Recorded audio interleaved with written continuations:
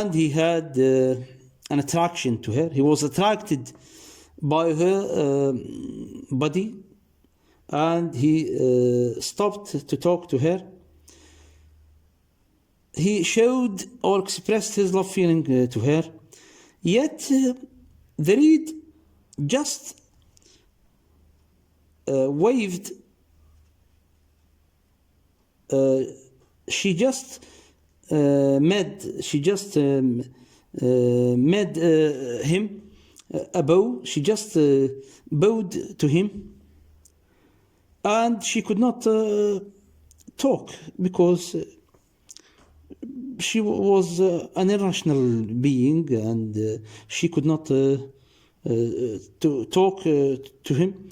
She was fixed in her on her ground. Yes, she was fixed on her ground. Now we turn to this paragraph. It is a ridiculous attachment, tweeted the other swallows. She has no money and far too many relations, and indeed the river was quite full of reeds. Then when the autumn came, they all flew away. So the other swallows ridiculed their companion's love relationship with the reed. They ridiculed the little swallow love feeling or attachment to the reed. Yes.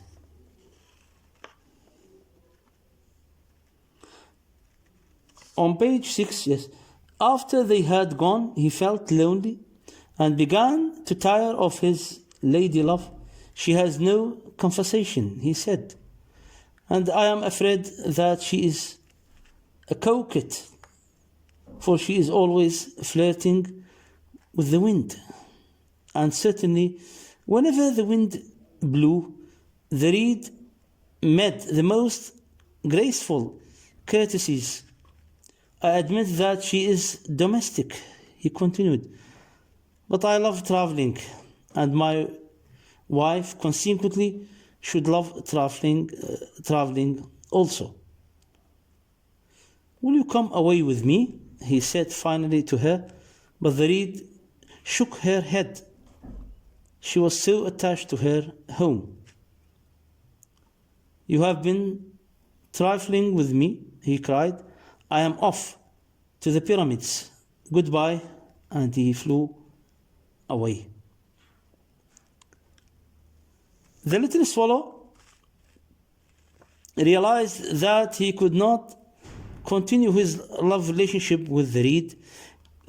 He recognized that the reed was fixed on her ground. He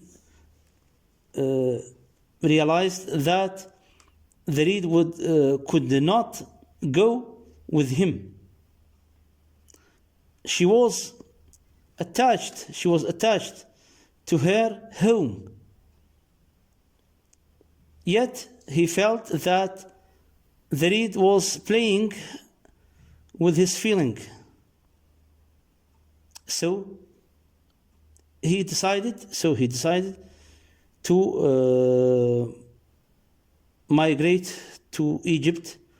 He said goodbye to the reed. He saw the reed off. Yeah.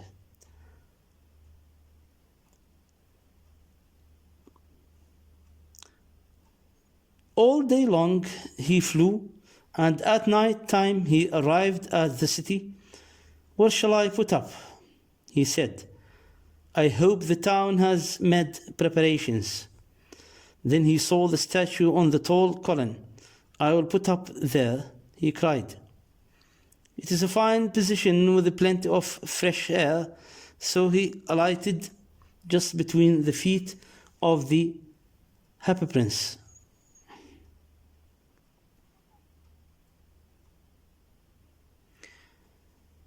The swallow obtained lodging and food. He flew all day long over the city. He searched for lodging. He searched for a place to have lodging and food. Then he saw a statue on a pedestal. He decided to obtain lodging and food at the pedestal of the statue of the prince. He found it a good position with fresh air. Yes. He got down between the feet of the happy prince. Now we turn to this paragraph. I have a golden bedroom, he said softly to himself as he looked around and he prepared to go to sleep. But just as he was putting his head under his wing, a large drop of water fell on him. What a curious thing, he cried. There is not a single cloud in the sky. The stars are quite clear and bright, and yet it is raining. The climate in the north of Europe is really dreadful. The reed used to like the rain, but that was merely her selfishness. Then another drop fell. What is the use of a statue if it cannot keep the rain off? He said, I must look for a good chimney pot, and he determined to fly away. A drop fell on the little swallow when he got down the pedestal.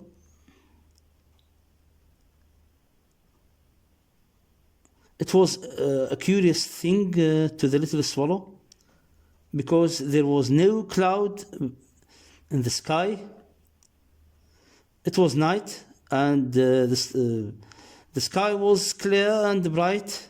There was no cloud. It was a cloudless night.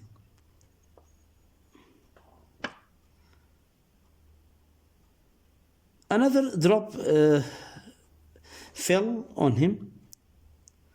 The little swallow decided to leave the pedestal.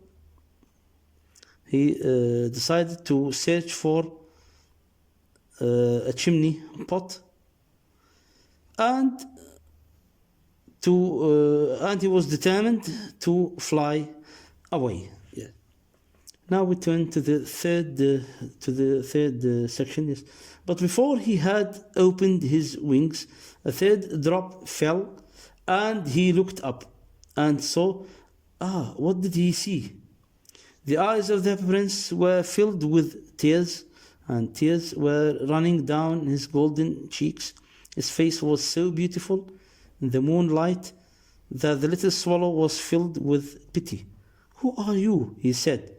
I am the happy prince. Why are you weeping then? Said the swallow. You have quite drenched me.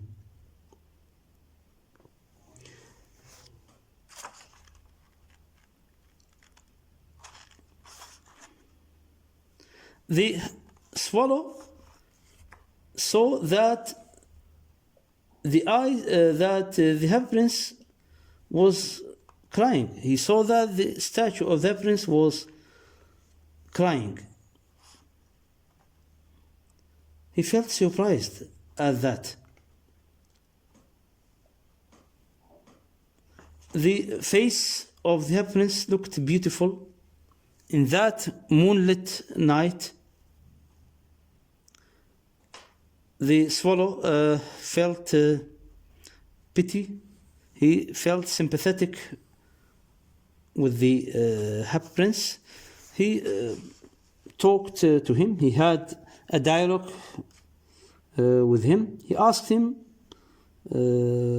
of the cause of his weeping. Yes. Now we continue reading this section. When I was alive and had a human heart, answered the statue, I did not know what tears were, for I lived in the palace of Sanssouci, where sorrow is not allowed to enter. In the daytime I played with my companions in the garden, and in the evening I led the dance in the great hall. Round the garden ran a very lofty wall, but I never cared to ask what lay beyond it. Everything about me was so beautiful. My courtiers called me the happy prince, and happy indeed I was. If pleasure be happiness, so I lived, and so I died. And now that I am dead, they have set me up here so high that I can see all the ugliness and all the misery of my city. And though my heart is made of lead, yet I cannot choose but weep. What? Is he not solid gold? Said the swallow to himself. He was too polite to make any personal remarks out loud. The prince told the little swallow his story. He told him that he was a happy prince in the past. He had a luxurious life, a life of pleasure and happiness. He never knew misery in his life. But he was indifferent to the suffering and misery of the others. He was indifferent to the misery of his city.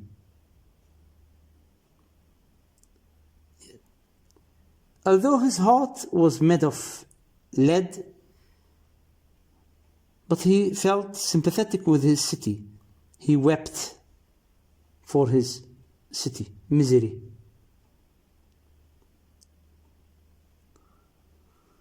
Now we turn to the following paragraph. Far away, continued the statue in a low musical voice. Far away in a little street, there's a poor house.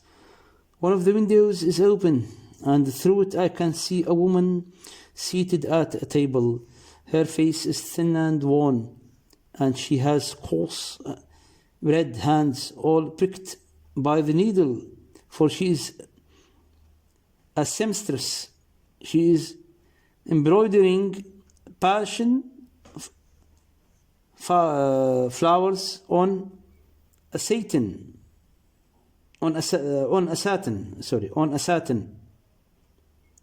gown for the loveliest of the queen's maids of honor to wear at the next court ball. In a bed in the corner of the room, her little boy is lying ill. He has a fever and is asking for oranges. His mother has nothing to give him but river water. So he is crying, "Swallow, swallow, little swallow, will you not bring her the ruby out of my sword hilt? My feet are fastened on this pedestal, and I cannot move." The prince told the little swallow of the suffering, of the misery of a poor woman who was a seamstress. The woman was embroidering a satin gown for the queen's maids of honor. That maid would wear this gown in the court ball. The woman had a boy, a sick boy. He was lying ill. The boy was lying ill. He has got fever. He wanted oranges. Yet his mother could not bring him oranges. She had nothing to give him but water. The boy was crying because of hunger. The happy prince asked the swallow to take the ruby out of his sword hilt, out of the sword handle, and give it to the woman. Of course, the happy prince was attached or was stick to the pedestal. He could not move, so he could not give the poor woman this precious stone, this ruby. Yes. Now we turn to the fourth section. I am waited for in Egypt, said the swallow. My friends are flying up and down the Nile and talking to the large lotus flowers. Soon they will go to sleep in the tomb of the great king. The king is there himself in his painted coffin. He is wrapped in yellow linen and embalmed with spices. Around his neck is a chain of pale green jade, and his hands are all like withered leaves. Swallow, swallow, little swallow, said the prince, will you not stay with me for one night and be my messenger? The boy is so thirsty and the mother so sad. I don't think I like boys, answered the swallow. Last summer, when I was staying on the river, there were two rude boys, the miller's sons, who were always throwing stones at me. They never hit me. Of course, we swallows fly far too well for that. And besides, I come of a family famous for its agility. But still, it was a mark of disrespect. But the Happy Prince looked so sad that the little swallow was sorry.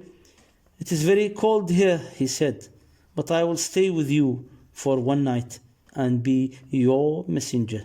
Thank you, little swallow, said the prince. So the swallow picked out the great ruby from the prince's sword and flew away with it in his beak over the roofs of the town. At the beginning, the little swallow apologized for not taking the ruby to the poor woman. He told the Happy Prince that his friends, the other swallows, were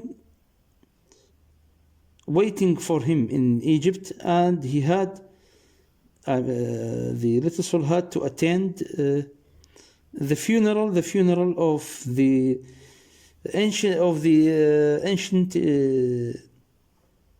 king of the ancient king of Egypt, of the Pharaoh, and he apologized for not helping the Happy Prince. Yet the Happy Prince insisted on the swallows staying with him for one night. He wanted him to help the poor woman and her boy. The little swallow, had an experience with the boys. He did not like them. Once he was thrown with stones by two boys, by the miller's sons. He had an attitude. With the boys. That is why he apologized for not helping the Happy Prince at the beginning, because of that attitude to the boys.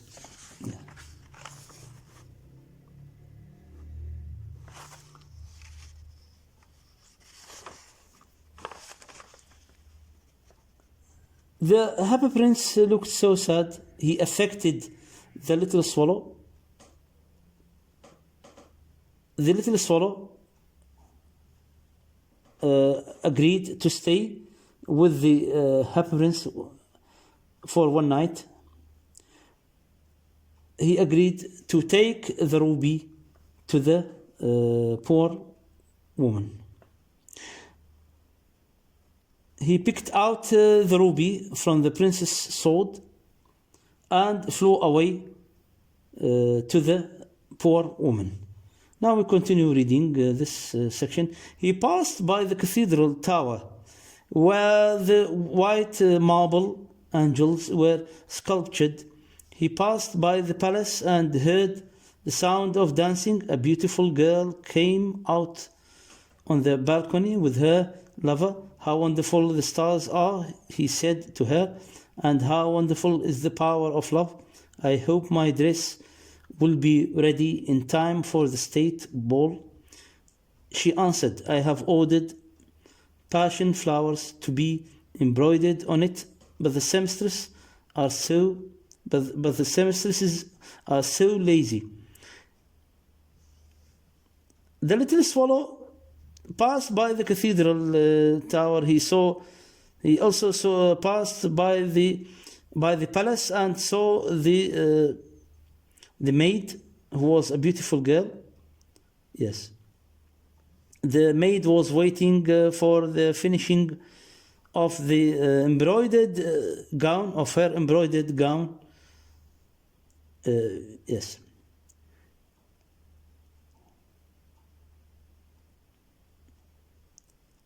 He passed over the river and saw the lanterns hanging to the masts of the ships. He passed over the Ketu and saw the old Jews bargaining with each other and weighing out money in copper scales. At last he came to the poor house and looked in. The boy was tossing feverishly on his bed, and the mother had fallen asleep. She was so tired. In he hopped and laid the great ruby on the table beside the woman's thimble. Then he flew gently around the bed, fanning the boy's forehead with his wings. How cool I feel, said the boy. I must be getting better. And he sank into a delicious slumber. The little swallow came to the poorhouse of the woman, of the seamstress. He laid the ruby, the precious stone, beside the woman's thimble. Then he flew around the bed. He fanned the boy's forehead with his wings. He relieved his fanning, relieved the boy. The boy felt well. He was getting better. Yes. Now we continue reading the section. Then the swallow flew back to the happy prince and told him what he had done. It is curious, he remarked, but I feel quite warm now, although it is so cold. That's because you have done a good action, said the prince. And the little swallow began to think, and then he fell asleep. Thinking always made him sleepy. When day broke, he flew down to the river and had a bath. What a remarkable phenomenon, said the professor of ornithology as he was passing over the bridge.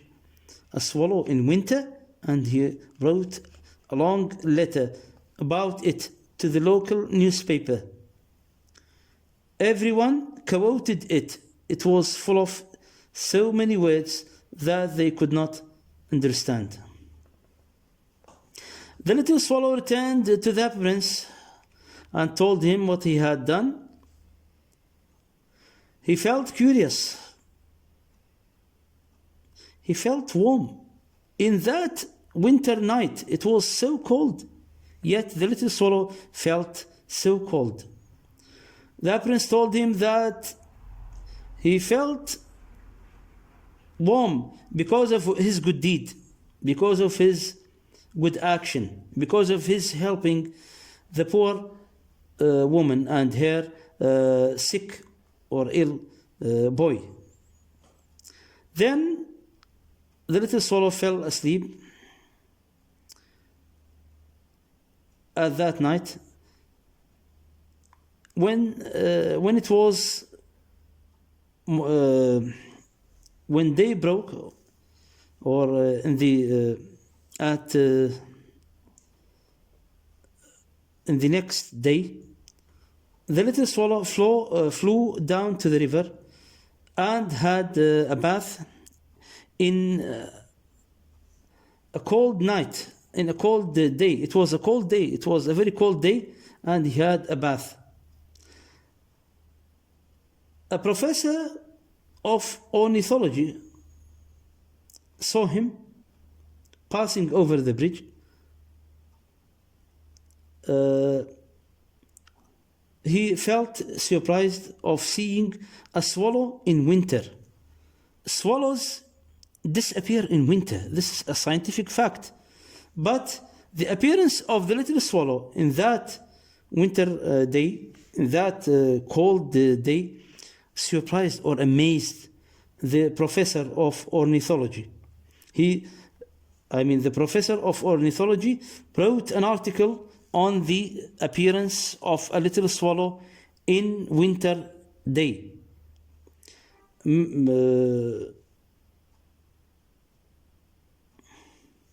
He published that article in a local newspaper, and everyone who read the article quoted it or quoted the article.